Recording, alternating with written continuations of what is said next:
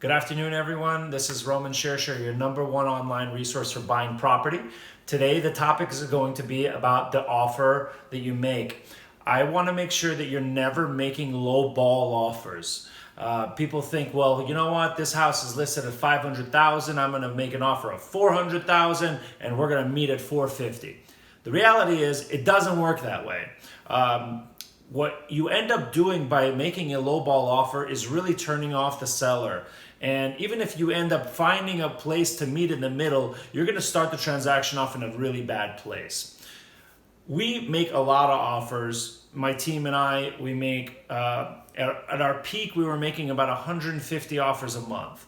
And one rule we always had was you never make an offer. You never even start making an offer if you're not within 10 to 15% of where your offer needed to be versus where they're listing the property at, the seller is. And this is on fixers. These are properties where you should have a very high deviation in terms of price to actual close, listing price to actual closing price, because of the variance in the rehab costs. And so on a property that's being sold by a seller that's not a fixer, you're really going to leave a bad taste in the mouth of the seller, assuming that you're the only offer out there. To even start the negotiations, it starts it in a really bad place. So our number was always never even start if your offer is going to be even near that 15%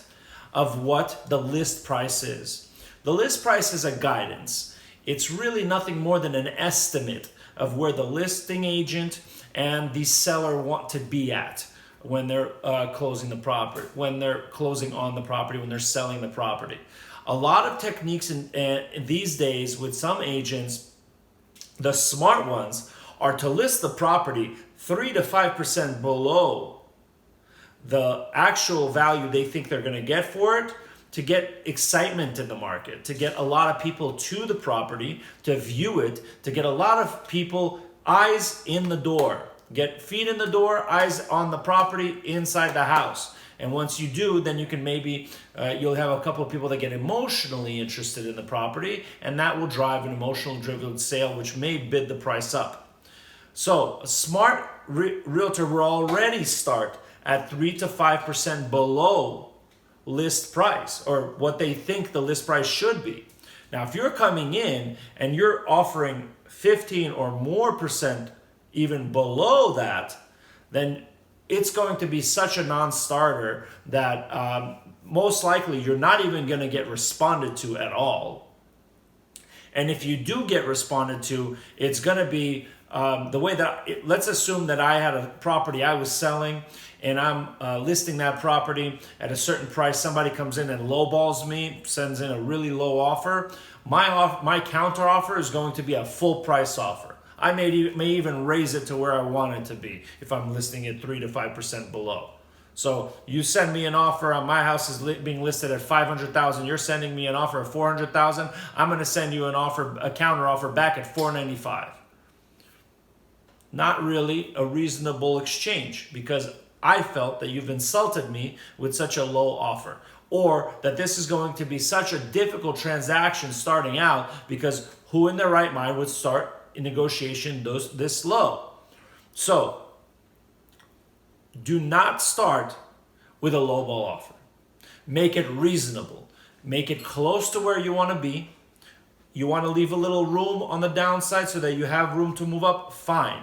But if you're planning on closing and want to purchase that $500,000 property at or around $450,000, at around $460,000, and realistically, that's already that's about what, a 4% reduction in price. You're not seeing those types of price reductions except in soft markets. And so, if you want to be at around the $460,000 price, then make that offer at $450,000. Even $450,000 is going to leave a little bit of a bad taste in the seller's mouth, but it will not offend the seller. It'll be a starting point with the seller. That seller may then counter you back at $480,000. They've already reduced what their starting counter was because you didn't insult them with their offer. Okay? Keep in mind, a lot of the sellers that aren't selling fixers where they know that a ton of work needs to be done to it, that's their baby. Their house is their baby. They want to make sure that the person that they sell it to is worthy of that home, is going to carry the same energy that they've brought into that home, and enjoys that home the same way. And if you already left a bad taste in their mouth, they may choose that they don't even want to sell that house to you outright, especially if the continued negotiations after those first few counters are difficult as well. So definitely don't try to make a lowball offer and try to meet in the middle. It doesn't work that way. You're going to offend the seller. Another factor is when you start that way, and assuming you can come to a mid-range point to actually start the transaction. Let's say the house was listed at 500. You start at 420, a price that's very low. Let's assume that you guys end up at 460 to 470, and that seller's willing to sell it to you. Your whole process of inspections, repair requests, that is all going to be very difficult. They're already anticipating that your negotiation style during that is going to be very harsh. Is going to be very also lowball, if you would. And so they're already going to start out very cautious and very dig their heels in from the start.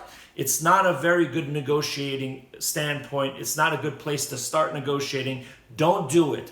Don't lowball. Get close to where you want to be. Come up a little bit. If they're not willing to be reasonable coming down, walk away from the property or come up a little bit yourselves and lock in on that home that you want. Okay? So that's my tip for the day. No lowball offers. Don't do it. Okay? As always, we end up with a quote. The quote today is by Franklin D. Roosevelt. Real estate cannot be lost or stolen, nor can it be carried away. Purchased with common sense, paid for in full, and managed with reasonable care, it's about the safest investment in the world. Franklin D. Roosevelt. I'm Roman Shersher, your #1 online resource for buying property. You have a great day.